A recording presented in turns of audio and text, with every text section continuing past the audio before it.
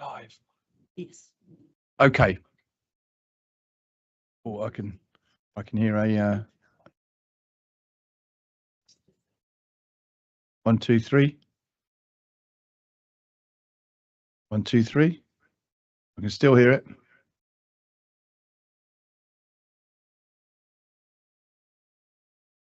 Just mute it.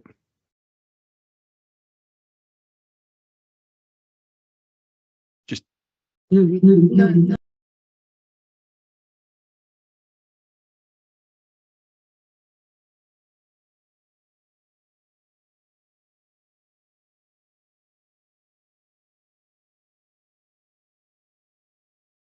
Can you hear me? That sounds like it's gone. Okay. Right. Sorry for the delay. Couple of IT issues. Looks like we've all set and ready to go now. So welcome to the Planning Committee on the 21st of January 2026. Okay, just going to the agenda. Apologies for absence and substitutions. I don't think there are any. Everyone's here, which is good. Urgent matters. I'm not aware of any urgent matters. Apologies for the cough. Unless I see any. Nope. Right, let's move on. Any declarations of interest? Nope. Let's carry on. Matters to be considered in private? Nope. None. Minutes of the last meeting from the 19th of November 2025. Agreed. Thank you very much. Site visit attendance. Now let me read them out. If I've got them wrong, shout. So myself, Councillor Martin, Councillor Mahmood, Councillor Raza, Councillor Iqbal, Councillor Wall, Councillor Rice, Councillor Jassel, Councillor Oxley. I think that's correct. And the rest are apologies. Okay. Thank you. Right. Let's move on. Right. We're going to stick to the agenda. So we'll take them in the order they are. So we'll start with Southall Community Centre, 20 Merrick Road. I should say that we have no speakers this evening for the applicants or against the applications. So Jane, would you like to take this one? Oh, is it you? Sorry, John, carry on. Thank you. So this application is for redevelopment of a banqueting hall building in Southall to provide a residential-led mixed-use development of up to 22 stories. Here's the site, just south of Southall Railway Station and containing a 2-story locally listed building used as a banqueting centre. The surrounding area has had major development in recent years for various large residential-led schemes and buildings of up to 23 stories, including the adjoining Arches and Margavita developments, as you can see from that slide. The proposal is for a 22-story main building with side elements of 6, 8, 10 and 16 stories and a basement. It would contain 976 square metres of flexible community and commercial space on the ground and mezzanine floors, with 215 flats above these. It would be largely car-free, with 405 cycle parking spaces, and communal amenity space is proposed on the 1st, 6th and 8th floors. So that's what the scheme looks like. Now, this application was deferred by the committee in July last year, and the development itself has not really changed. So perhaps I can briefly summarise the main issues that we discussed last time. It would result in the loss of a locally listed building, but this was justified since the building is in poor condition, its current use and alternative uses are unviable, its architectural interest has been eroded through alterations, its context has been lost by loss of adjoining factory buildings, and against that background, the loss of this building can be considered to be outweighed by the benefits of the proposal, which includes 215 new flats with 35 affordable dwellings.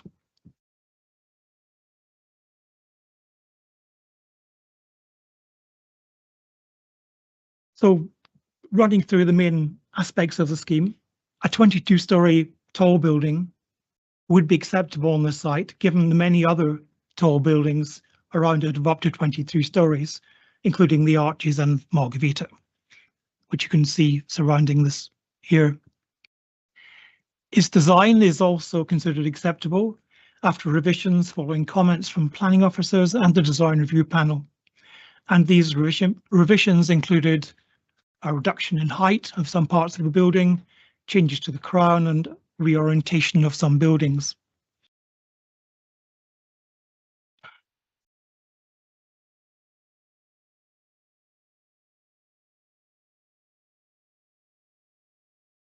Do I get to the next? Its benefits include a new public realm area in the form of a civic plaza to the northern part of the site boundary, defined by a row of trees, adding to the existing row of trees on the west. Other public realm improvements are proposed along the northern and eastern frontages to Merrick Road. And that shows a bit more detail about the public realm plaza. The scheme also provides a reasonable mix of unit sizes, with 15% of 3-bedroom family units and 15% 2-bedroom 3- and 4-person flats. Most of the flats, about 88%, would be dual aspect units and would provide adequate living conditions. All would have private balconies, and there would be external communal amenity space on 3 levels. Adequate measures are proposed to mitigate wind effects of the building. It also performs well in terms of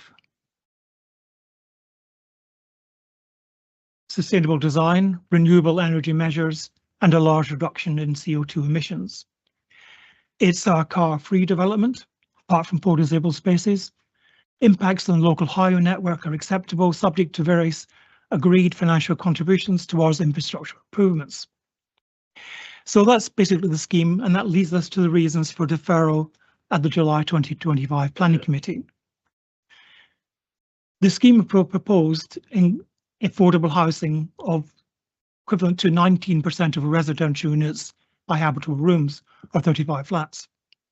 Now, this is less than the 35% normally required, and the tenure mix of 76% shared ownership and 24% London affordable rent also conflicts with the council's preferred tenure mix. So members were concerned about the relatively low level of affordable housing proposed and the non-policy compliant tenure mix, combined with reduced levels of Section 106 contributions. On that basis, an improved affordable housing offer was sought from the developer, and TfL were seeking a larger Section 106 contribution towards bus services. Now, the applicant has not amended the proposal to address these points and has responded that the current offer of 90% affordable housing reflects a significantly increased offer over the original proposal and what's been assessed as being viable. In addition, the current offer of 90% by habitable rooms cannot be increased due to the viability of the scheme. He also goes on to point out that if the existing offer of 19% is not accepted, it may be reduced to reflect viability if it goes to appeal. And adds that if more Section 106 contributions are required, that would mean the affordable housing offer would need to be reduced down to 15%. On that basis, he offered 2 options: one, to keep the current offer of 19%, and with an obligation for that to be reassessed if planning permission is not issued before the council's SIL requirements come into force, or an alternative of increasing Section 106 contributions to meet TfL's request, but that would mean reducing affordable housing to 15% of habitable rooms. The applicants also requested a cascade mechanism in any Section 106 agreement. for the affordable housing contribution to revert to a commuted sum if evidence showed no interest by registered providers within a specified period after start on site. This proposed some 2 months for the council to review the evidence and a payment in lieu of 2.31 million to be made on practical completion of the development. We've considered that approach and officers do not consider a cascade mechanism appropriate in this case, and the approach of requiring early and late reviews of affordable housing viability offers the best mechanism for the council. What has changed since last July is that the government and the Mayor of London recently announced time-limited measures to make sites more viable and stimulate housing development through a fast-track planning process for sites providing at least 20% affordable housing, rather than the 35% which currently applies. This would also require 60% of the affordable homes to be for social rent and schemes to be implemented by 2030. In that context, the applicant's proposed 90% affordable housing comes fairly close to this reduced 20% target, although the tenure mix is still not policy compliant. It does not appear likely that the current affordable housing provision will be increased by negotiation with the applicant, and it may well be reduced if the applicant appeals. It's also worth noting that the council has approved a number of schemes nearby with a non-compliant tenure mix. In this context, and on balance with the direction of travel of government policy, the proposed unchanged affordable housing provision and tenure mix is probably the best we're likely to get, and we may have some comfort from early and late stage reviews if economic conditions change. So overall, taking account of the benefits of the scheme, including a large increase in housing stock, 35% affordable flats, community space and workspace, and some £2.2 million in Section 106 and sale contributions towards infrastructure, community facilities, employment and training measures, and open space improvements in the area. On balance, we can consider it is acceptable and is therefore recommended for approval, subject to Section 106 and Section 278 legal agreements. Thank you. Thanks, John. Excuse me. Right. Okay, so we haven't got any speakers, so I'm going to open it up to questions from the committee. So please, Councillor Rice, you can start and keep your hands up. Those, is this mine? And those, right. Right, thank you, Chair. So I think, first of all, I'm just asking questions about the disabled parking, if I may, please. So I see that there are going to be 4 disabled bays. This is when it's been recommended in 2 different places within the report. At one point, there should be 6. And I probably do, can see Regeneration's point when they say there should be 21 bays. Why I say this is because 22 of the flats are accessible for wheelchair users, and it does seem to me as if 4 bays will just not be adequate if you're expecting that many people to potentially live there who might need wheelchairs. And so I'm just really wondering a little bit about that as to why we've only got 4 disabled bays. And one thought that does come to mind is that there's an awful lot of cycle spaces, 405 for the development, and it seems to me as if we're going to be flexible on the amount of parking bays for disabled people. Then is there any chance that we could perhaps be a little bit more flexible when it comes down to cycle spaces, even if that is fulfilling the guidance that we should be providing that many cycle spaces? I find it a bit hard to believe you're going to have hundreds of people coming out on their bicycles at at 9 o'clock in the morning, getting to school and getting to work. So I'm just wondering what we could do there in order to make sure those people who do live there with wheelchairs get somewhere to park. They're going to be very much dependent on that. There's also another point on page 13 when we had entered into consultation with the Met Police, that there should be a facility for a lockdown in the event of a marauding terrorist style attack.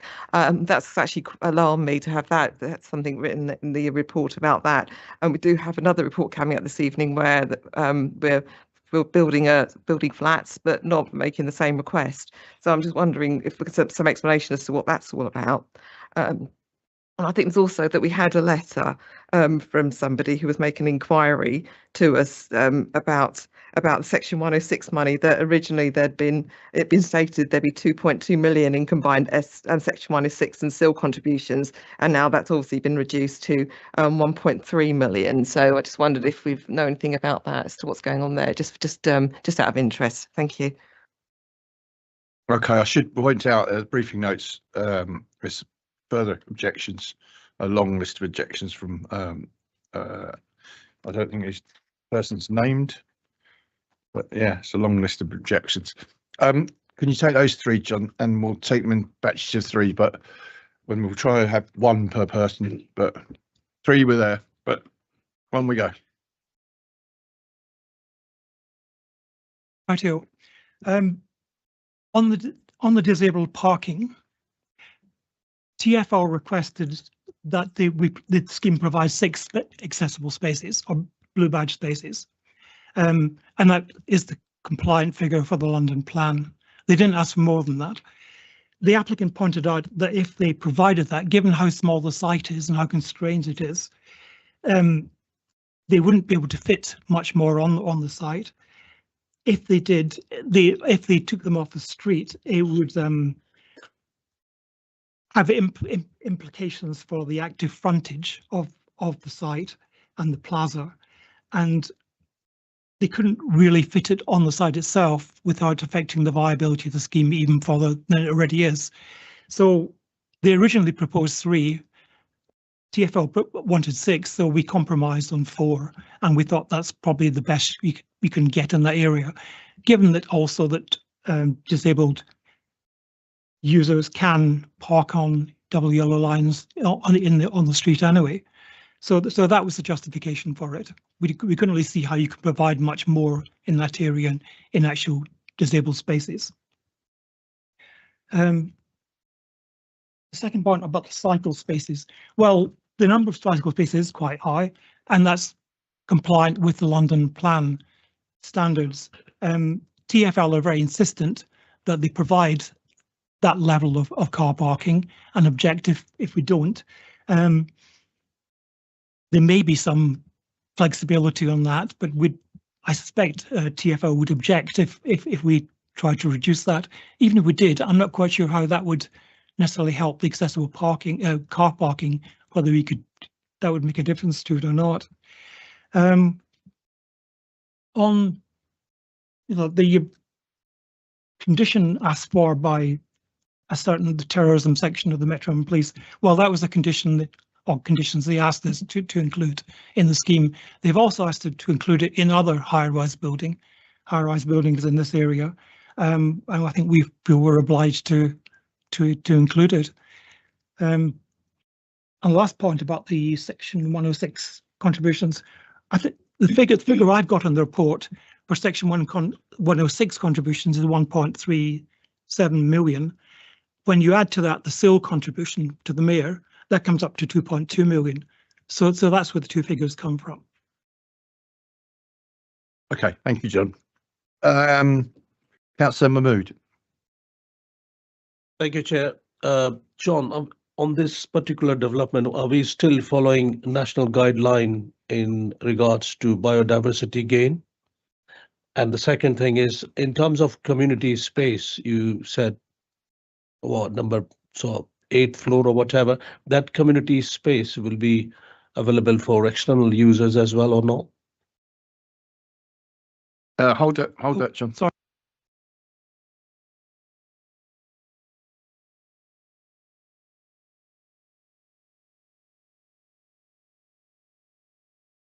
Two halves. Come on. Yeah, 2 halves.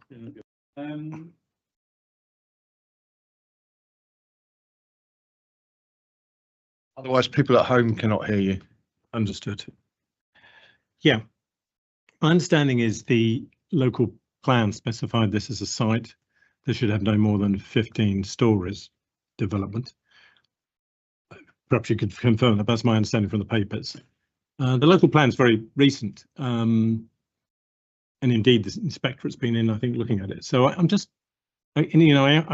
that there are extraordinary rationale given for why we should permit something in excess of that.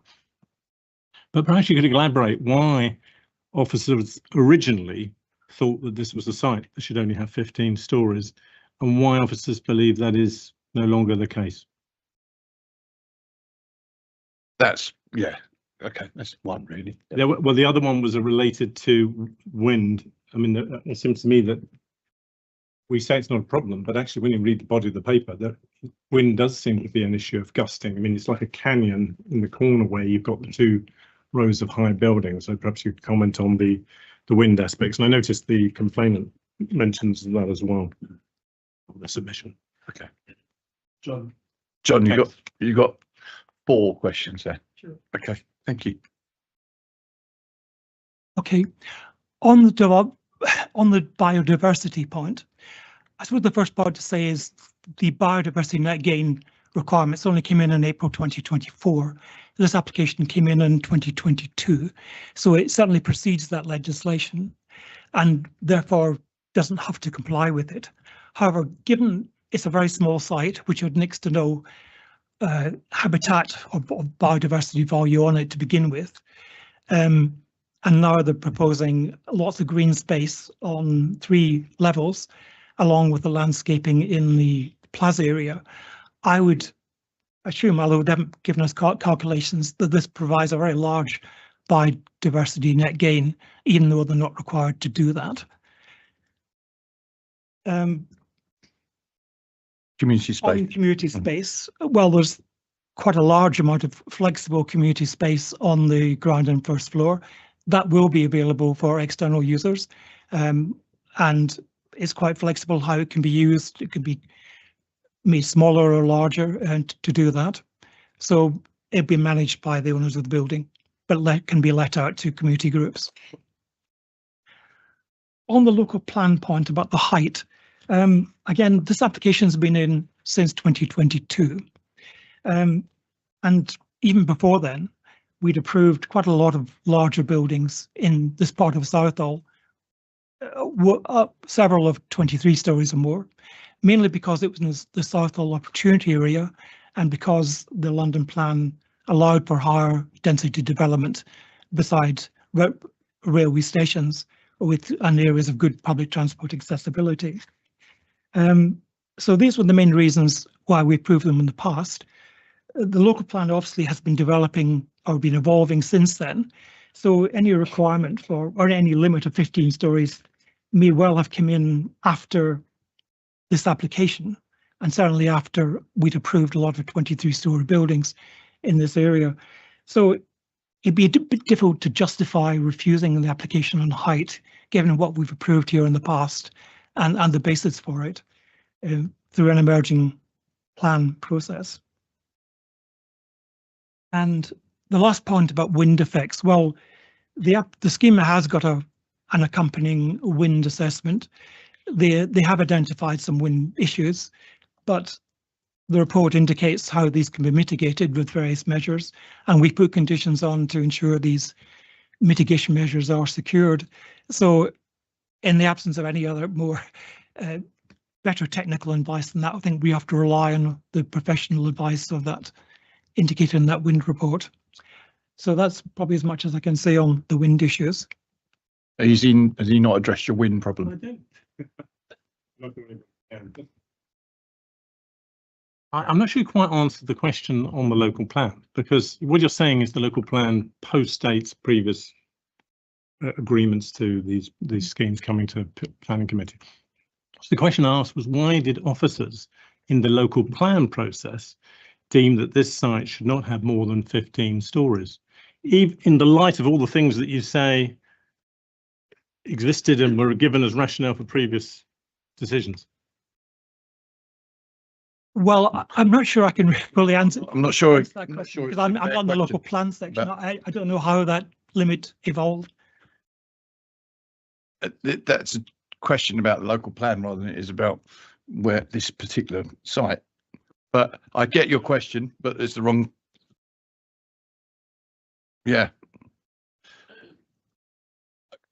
I'm going to move on. Councillor Summers. Yeah, one of my questions has been answered already, but the other one was just about the affordable housing. And just to clarify the negotiations that were had, so obviously we couldn't get them to budge from the 19%, but did we attempt to ask them to change the, social shared ownership?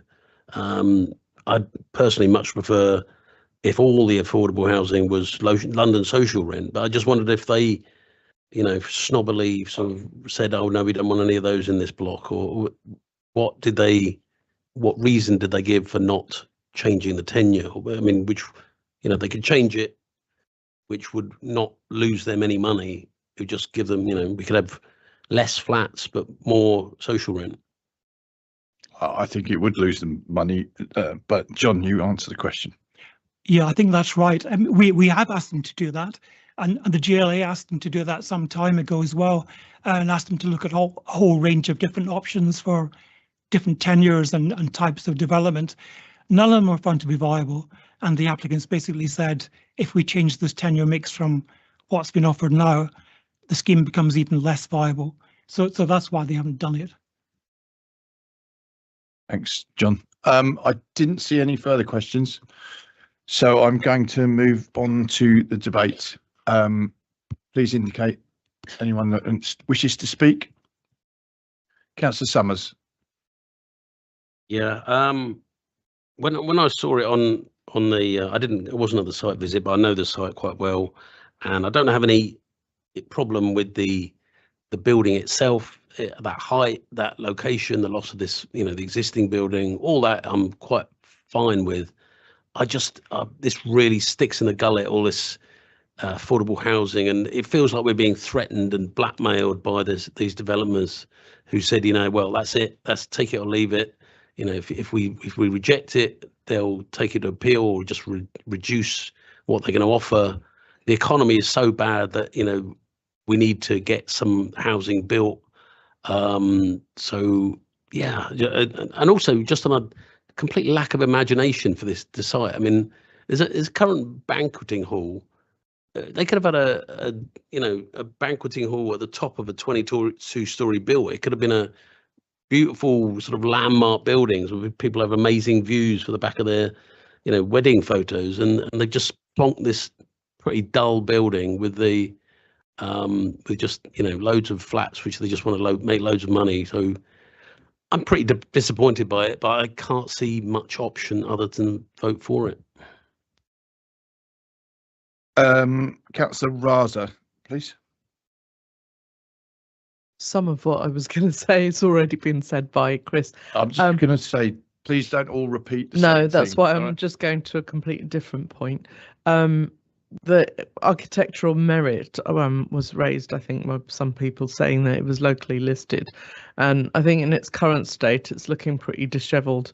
And it would have been, I guess, nice to see a bit more interest in the scheme to put forward. And like Councillor Summers said, it was a bit disappointingly a bit boring, given that they could have been a little bit more creative with it. As it's a banqueting suite or community centre, as they've already said that there will be space open for the community to use, so long as that can be definitely put in there. Because when you get to some of these things, they then become a bit of a gated community situation where the community can't really access that part of the building scheme. So long as we have community access, I can't see anything particularly that we can complain about. So I'm minded to grudgingly say yes. Okay, Councillor Oxley.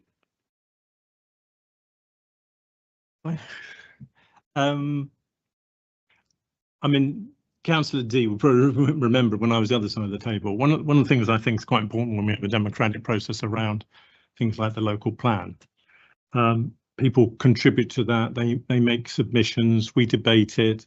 I've sat in hours, and I'm sure other councillors have, where the inspectorate have come in to review our local plan.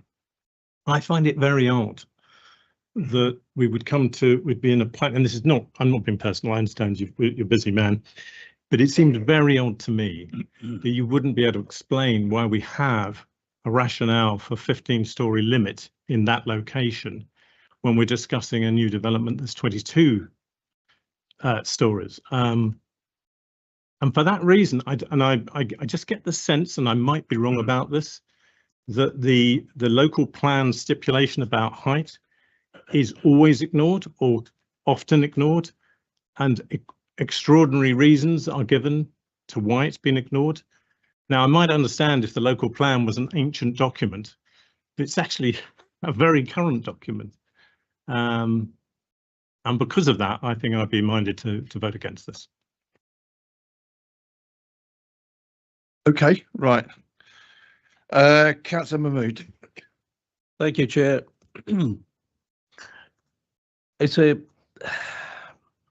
Yeah, I know we are considering that application more or less third time now, in a different shape and forms.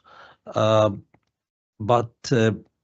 I could see that in terms of height, there's a Southall opportunity area, opportunity zone, and I could see the more tall buildings around that in order to see that 22-story building. And we don't have much room to maneuver that. I know we can talk a lot about affordable ratio. Instead of 19%, it could have been better, but by looking at the emergency measure, I don't see there is a much room to increase on or discuss. We need to consider whatever front of us, and design review panel approved that, and there is already community center, and there will be a community center, like you said, community spaces on the ground floor and first floor, which can be used for existing and external communities as well. So more or less the use of the building in a different shape and form will remain same. But there is nothing much we can do it just to consider it, refuse it, defer that, and approve it. So in my opinion, by hearing view of Councillor Summer or Councillor Raza, I think there is not much left on that, so we should be going to approve that, Chair. Thanks, Councillor Mahmood. Councillor Gordon. Thank you, Chair. Everything's been said. I think the developer is outrageous in showing contempt for the committee and for the planning function of the local authority. It's bullying, effectively, the threats if it does go to appeal. However, the ball is in their court, they're the developer, and it feels like we have very little option but to approve. But as Councillor Raza said, it'll be extremely grudgingly if we vote to support. Councillor Shaw. Yeah, thanks. Thanks, Chair. So I know that we deferred it last time. There were a few things that we weren't happy about. I'd echo Councillor Gordon and Councillor Summers' comments there, in that I think there are helpful ways that developers can engage positively with the committee. This definitely isn't one of them, and if anything else, it's probably got the backup of the committee into what's an otherwise passable scheme. I'd suggest they perhaps need to think about their communications carefully in the future before bringing things like that to committees. However, I know the Southall Gateway Opportunity Area has led to the current tall buildings that are there, that it is well located, very nearby Southall train station, and the PTAL rating is very good. I think 19% affordable is less than ideal, but that seems to be where we're going to, especially with central government policy being consulted on at the moment. And because of all of that, I'm minded that I will probably vote for this. Thank you, Councillor Shaw. Councillor Rice. Thank you. I suppose all I can add really is that it is just a desperate shame that we've ended up with this level of affordable housing. And so I just really hope that we don't end up making a precedent. I know there's going to be thoughts of new ways of doing things in the future because of the current consultations and discussions, but at the same time, we don't want to make a precedent of it. Although I do feel like at the present time, as others have said, I just may have to vote for this, but hopefully it's just not going to become a habit. Thank you. And the last person to show is Councillor Young. Thank you. I share the concerns of Councillor Rice earlier about the number of blue badge disabled places. The recommended number by Regeneration was 21 places. The absolute minimum for the GLA was 6 spaces, and they're proposing 4 spaces in a development which has quite a large number of flats which are wheelchair accessible. Whilst I accept the point that blue badge users can park on double yellow lines, they only do so for a limited length of time, up to 3 hours, which means that they can't use those double yellow lines for overnight parking. And in any case, we shouldn't be encouraging blue badge users to use them on double yellow lines, because that can be quite obstructive. So I think this should be voted down. The developer is laughing in our faces, and we shouldn't allow him to do it. Thank you, Councillor Young. You know, I'll share the committee's frustration, I suppose is one word, with the negotiations that happened since the last committee. In fact, yeah, as the report says, and as Councillor Gordon rightly says, it feels awful what they've come back with. It's not the way to deal with things. It's almost Trump-esque the way this has happened. But Councillor Oxley, I mean, of all the things to turn it down on, height wouldn't be one of my top ones. There's Section 106, there's the affordable housing, there's the mix of tenure, but height for me, when you've got a block across the road with 23 stories is not really a thing to hang your hat on, really, for me. But yeah, I like everyone else, it will be a heavy heart that I will probably raise my hands for this, and I hope we don't see too many more of these coming through. But we are where we are in the current climate, economically, and trying to move the economy on. But anyway, all right, enough of me. Right, let's go to the vote. Okay, all those in favour, please show.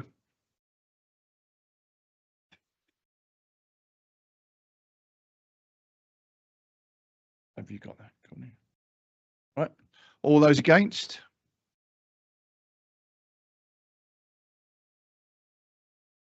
Just for clarity, any abstentions? Oh, not clarity, sorry, there is one. Oh. Right, thank you.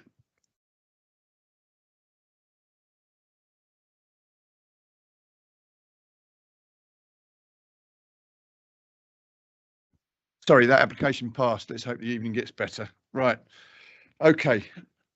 Number 2. Greenock Road, Acton.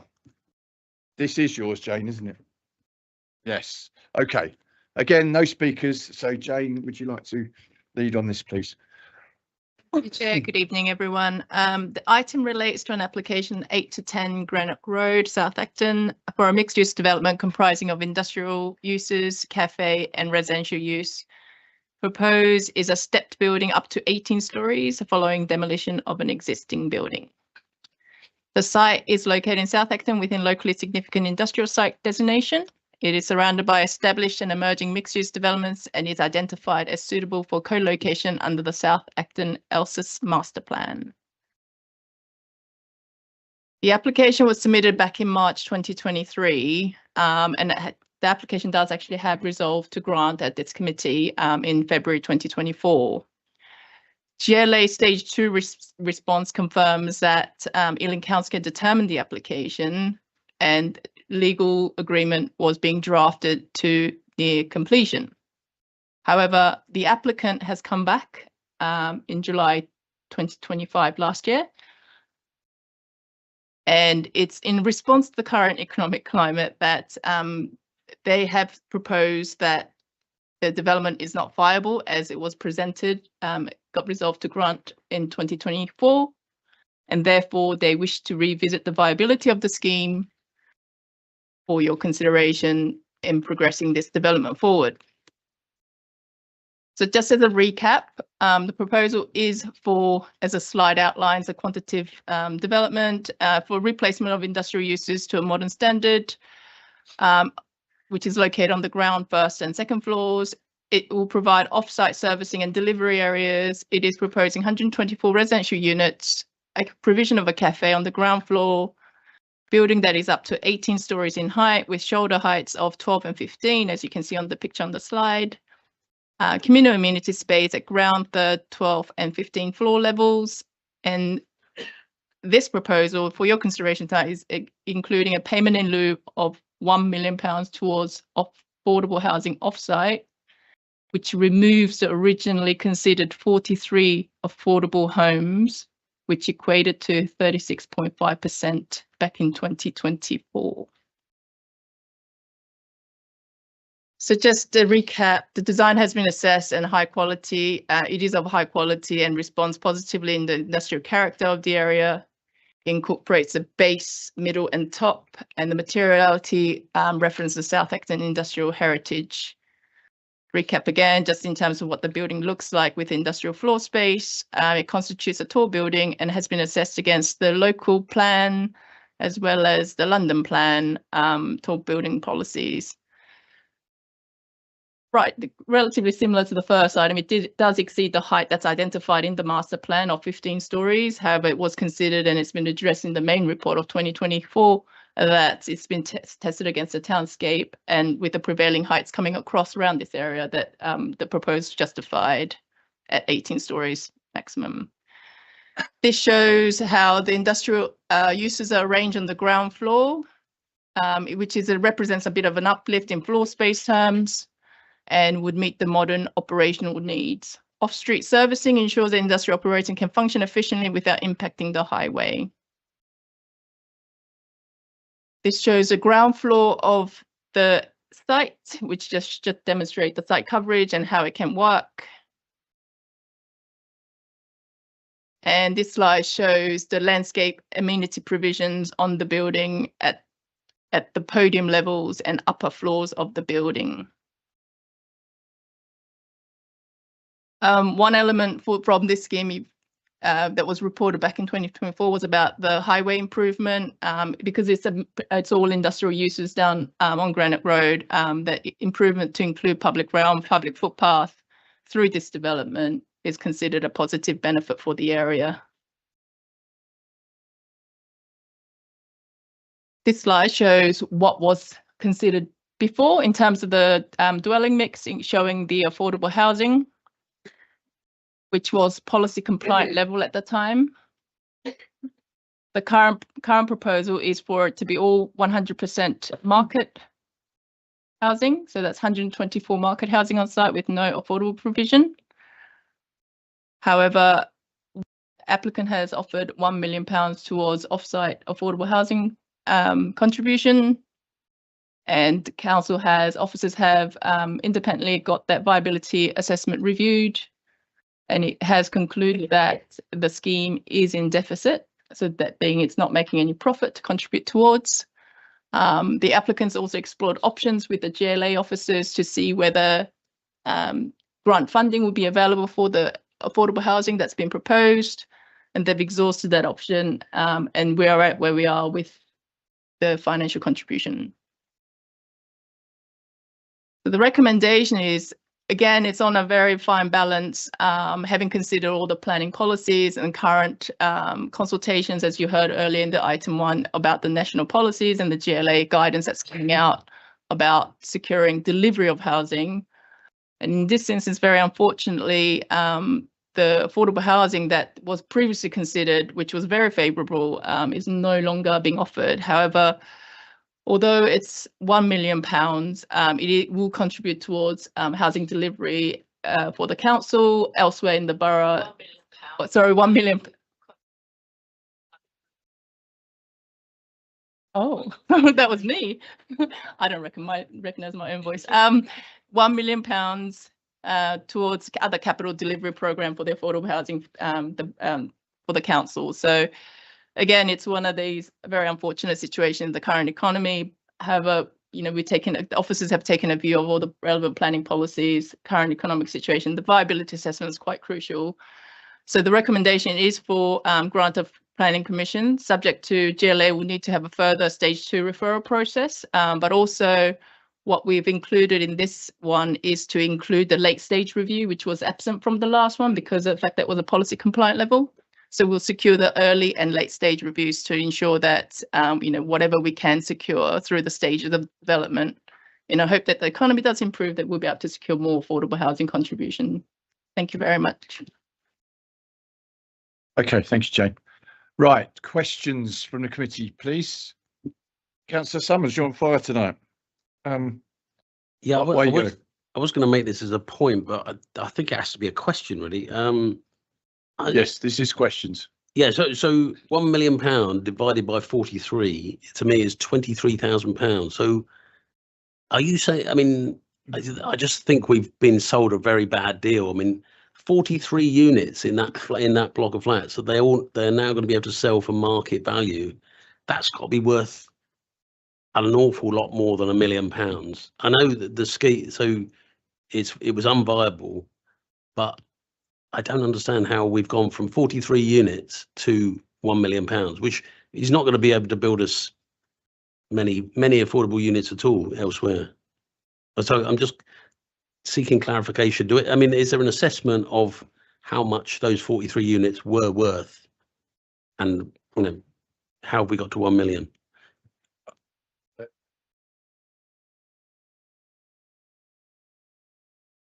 Oxley. Yeah, just a question about the height and the limited margin. Right, apologies. The paper talks about a limited margin and that it's a marginal increase over the local plan. And I know again it's over the local plan. It's not in line with the local plan. But how is that defined? Marginal? Is that a materiality threshold? What does a limited margin mean? Right. How is it defined? Got the question? Councillor Rice. Thank you.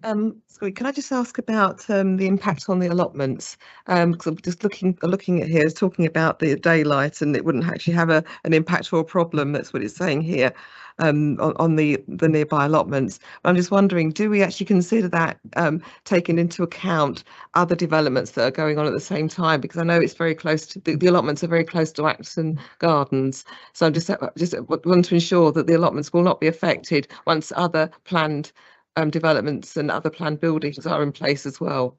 Thank you. Right. Okay. I think the allotments were brought up the last time around, so hopefully that question can be answered quite easily. So let's go back. I can't see. Oh, Councillor Young. Hold on, Councillor Young. Well, let's do these 3 questions first. Okay. So the 43 units, the assessment, height, and a lot. Yep. So the first question, with this application, in terms of viability, we don't assess the equivalence value of the affordable housing that was initially proposed. Rather, we look at the viability of the entirety of the development. And so just in terms of the land value, the development value, and what the development is required to deliver in terms of planning contributions. So all that's kind of calculated. So what viability assessment has been undertaken is that for 124 residential units on the site being a market rent, and with everything, all the deliverables that the development needs to provide in terms of Section 106 contributions, that is still actually resulting in a deficit scheme. So it's still not making money in plain terms. So the applicant has proposed as a commercial offer, because obviously they can take a view as to perhaps consider future economic conditions and take a risk on their part, and they have said they will contribute £1 million, even though the viability of this scheme is not, resulting in a profit.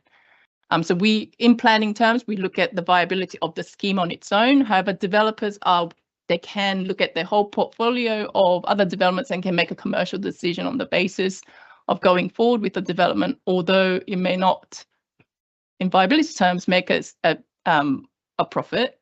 But so they're making a commercial decision to provide £1 million contribution towards affordable housing, although it's not delivering. So that's kind of what they're proposing to the local authority. So it's not an equivalency value per se. So it's they were going to not make a profit in the first place, and they're not going to make a profit in the second place. But so they're Okay. And I suppose with the initial scheme that you did here back in 2024 was that it didn't go through a viability assessment because it was purely offering 35%, and then economy would have been better than currently now. In terms of the second question about marginal, I suppose height is a threshold that's been applied to say that's the ideal height for the area. What officers have to do is it's not just relative, it's not black and white to say 15 is maximum, you can't go higher. So in order for us to accept the acceptability of the proposed height, we have to look at the townscape analysis and have a look at different views from the areas that may be impacted, such as conservation areas, open spaces, and also have regard to the emerging development for this area, which is set out in the master plan. So yes, there are thresholds, but it's not kind of set in stone as such. So that every other material considerations are kind of looked into to see whether the proposed height is acceptable. Includes other microclimate conditions as well, such as overshadowing and wind climate, etc. But also in this instance, the quality of the design and the material that's been presented is of a high quality, hence why, as an overall balance, at 18 stories, the officers have previously accepted it and continue to do so. We did have a maximum heights which went to the inspector under the Reg 19, and one of the comments back from the inspector is we cannot have maximum heights. They're guideline heights, so we aren't breaking the emerging London plan. In terms of allotments, I wasn't the initial case officer that presented the case, but I did hear that there was a lot on discussion. There has been a BRE test, and the guidance sets out that this open space and amenity spaces that's afforded to the public or privately needs to at least achieve 2 hours of direct sunlight, and that's been tested. And because of the orientation of allotments in relation to this site, it will achieve that. But also the proposed height itself is not going to be a significant impact to the allotments, and also just it does comply with the BRE guidance, so we are comfortable with that. Yeah, hold on. Do you want us to come in on the allotments, Councillor Wright? Councillor Martin, sorry. Yeah, just because I think actually that what they did last time, they checked with the Royal Horticultural Society, and I think it was 6 to 8 hours, which it does meet in the relevant part of the year. So, and we spent a lot of time on it, but I think we did discuss it last time. Yeah. Right, Councillor Young. Can I just clarify here? He talks about blue badge parking, but doesn't say the number of spaces. How many spaces are being provided?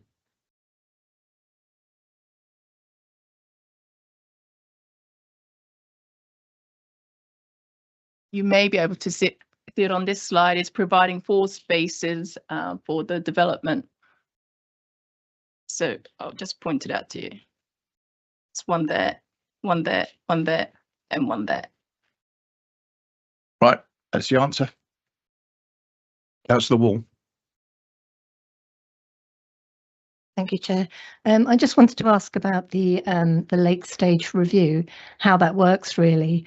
I guess it would be obviously towards an end stage, but would that then be a renegotiation, sort of private negotiations between the developer and the council, or would it be independently judged in terms of viability again? And would, if they were assessed as being able to afford to supply more affordable housing, would they be compelled to do so? What would be the process? So the process of late stage review takes place at 80% of the units being sold. So at that point in time, they will need to submit a late stage review, which takes in all the benchmark values that's been inputted already, and then just purely working out whether there's a profit they may profit or not from the sales value of the private market. So it's not really a form of negotiation. It's rather a straightforward process for the local authority, in that we look at, what's changed since we had the initial review. So all the benchmark values are embedded in the Section 106, and that's what they have to work off. And then once they submit the late stage review with those inputs, purely working out, has it been a profit since or not? So whatever the surplus generates, then it is a contribution, financial contribution to the council towards affordable housing. Okay, I see no one else indicating for questions. I'll move on to debate. Councillor Martin first, will you kick us off? Thank you. Yeah, I think we're probably all surprised by the staggering drop in the contribution to affordable housing. And I don't know if that's as much to do with the original hope they would get a grant, or how dramatically the economy is changing in terms of what's viable. But I think that is the only matter that we're really supposed to be discussing tonight, isn't it? Because we have actually approved everything else about the application last time. I suppose, we went on the site visit on Saturday. It is an area that's in need of development. I would think that the sort of do nothing approach isn't terribly appropriate anyway, and there are other benefits that we're going to gain from this development going ahead. It's really disappointing that it is only £1 million that we're going to get, and I do hope the option of a late stage review will bear some fruit, maybe later on down the line. But with that all in mind, although it's not perfect, I'm mindful to support it. Councillor Shaw. Yeah, thanks, Chair. I won't repeat what Councillor Martin said. I think she's covered it quite well. My feelings are very much the same. However, we did, I think I was part of the committee that sort of agreed this in principle, if you like, last time, prior to this coming back. My views on it haven't changed. I think it is regeneration for the area, and I know the South Acton, sort of that area of South Acton and the South Acton industrial regeneration sort of plan does stand, and so I'm going to vote in favour of this. Councillor Oxley, I see no more after Councillor Oxley. Please indicate. Thank you. Right, Chair. Councillor Oxley, you're the last one. Yeah, I mean, I'm very conflicted on this one. I take exactly what Councillor Martin is saying. I think it does need regeneration. It does need regeneration. It is a nice development. I mean, just the look of it, it looks good.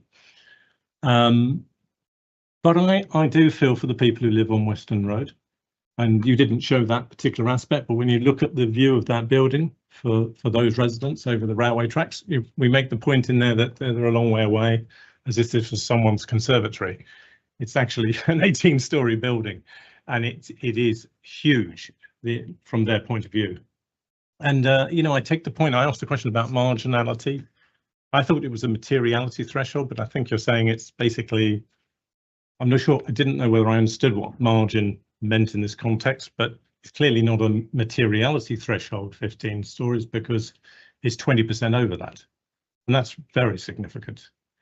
And again, it's not in line with the local plan, which has gone through a democratic process. So I am very conflicted, but it would be nice to see some developments where it came in under that, where I feel a bit more comfortable that sometimes, you did err on the side of we ended up with something lower than the threshold. But since they're always over, and there are always extraordinary circumstances, I feel like I don't think you say they're always over. I think it's my whole. But unless you've got proof of that. Thank you, Chair. Right. Okay. Before I go to the vote, we did lose connection for a few minutes, so I need to apologise to the people online. Sorry about that, but we have restarted and we are live streaming again now. So, right. Okay. So, without further ado, we'll go to the vote. All those in favour, please show.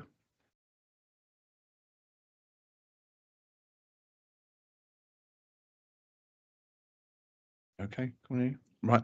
All those against? Any abstentions? Right. Again, that application has gone through. And we'll move on to the third and last item on the agenda this evening. Let me commit to the correct title before I get that wrong. This is right, phase 1 Segro Park, Perivale. And this is John, this is you again, isn't it?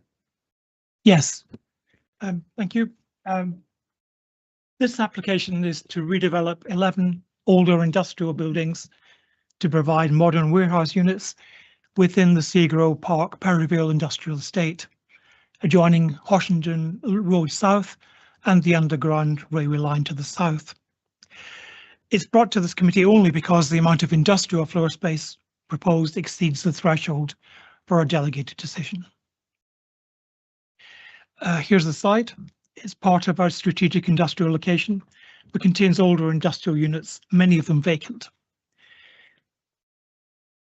And this was a view of some of these older units. This proposal would provide 5 large warehouse units with a total of 17,346 square meters of flexible B2 and B8 floor space. Now, this would mean a small reduction of 330 square meters compared with the existing uses on the site. These new units would support between 248 and 481 full-time equivalent jobs on site, depending on the mix of uses and occupiers. There would also be 145 car parking spaces and 18 operational spaces for a range of vehicle sizes. While there would be no increase in floor space, intensification on industrial land to provide modern industrial capacity through more efficient use of land is supported by London Plan policies. The proposed units would be slightly higher than the existing units, 13 to 15 meters high compared with the existing 8.2 to 13.4. As you can see on this slide, in the sections, they're slightly larger. These would be large industrial buildings with a contemporary functional design and shallow pitched roofs. Different materials and colours separated by vertical and horizontal flashings would visually break the walls into smaller components to reduce the apparent height. Their scale and design are considered acceptable within the context of this large industrial estate. And there's some more views of what they should look like. They're mainly industrial units at the bottom with mezzanine office space up to 15% of the total on the mezzanine floors. And a few more views of these units.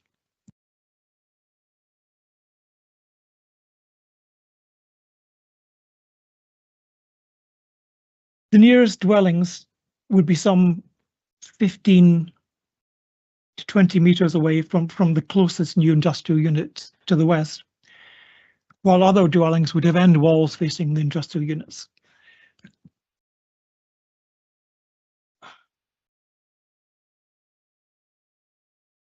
There are also large trees between these dwellings and some units, and an acoustic fence would also form the boundary facing dwellings on Buckingham Avenue to the north, protecting against noise from the northern service yard. So no unacceptable impacts on residential amenity should therefore arise, and there are no objections from nearby occupiers on amenity impacts. The proposed scale of development and jobs will have quite limited transport impacts, which can be mitigated by Section 106 contributions towards promoting sustainable travel to and from the site.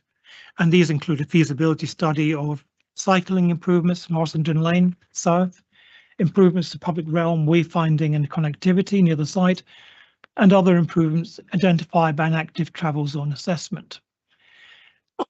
The scheme will result in a large reduction in car parking on the site from an existing 262 spaces to 145, which is quite a substantial reduction. In terms of sustainability, the development will exceed net zero targets and has been designed to a very high environmental standard.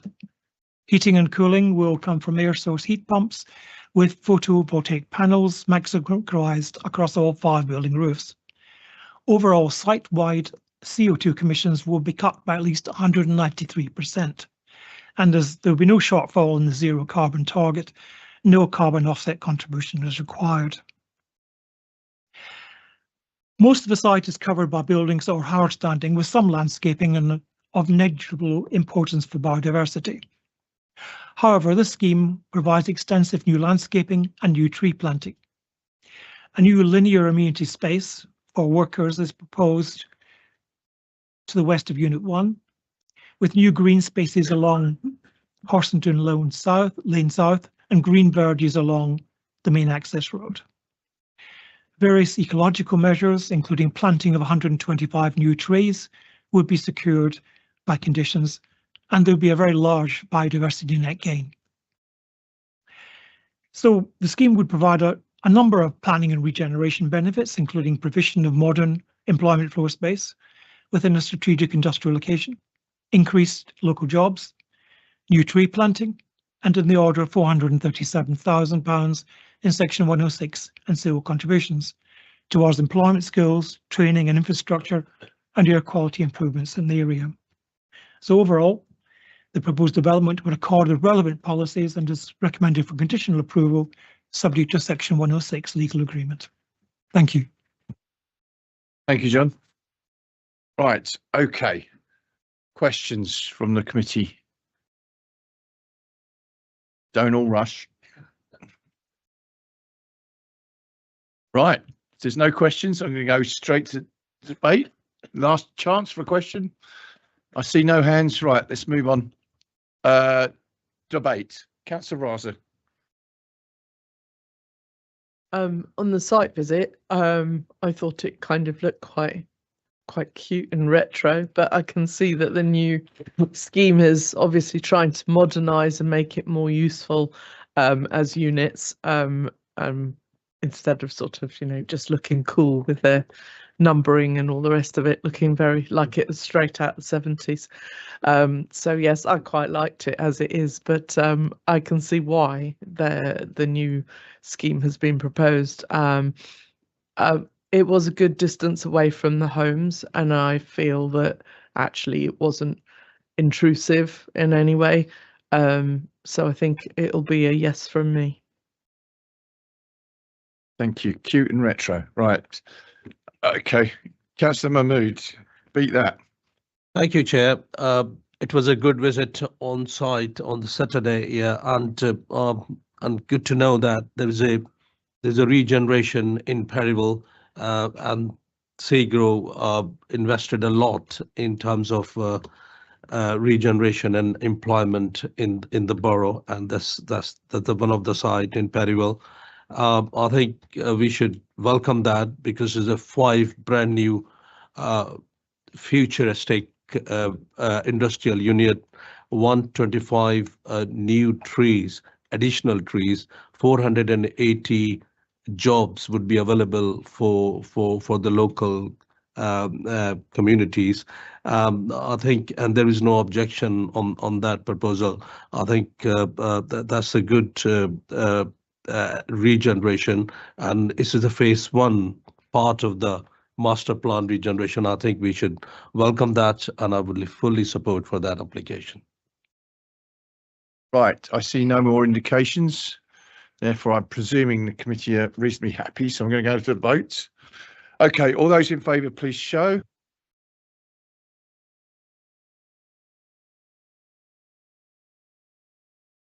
Just for clarity, all those against? Any abstentions? Right, thank you very much. Thank you. That closes the meeting tonight. Next meeting is sometime in February, and I haven't got the date in front of me at the moment. We know the date? No. Okay, right. Thank you very much. Enjoy the rest of your evening. 25th of February. Right, thank you. Good night.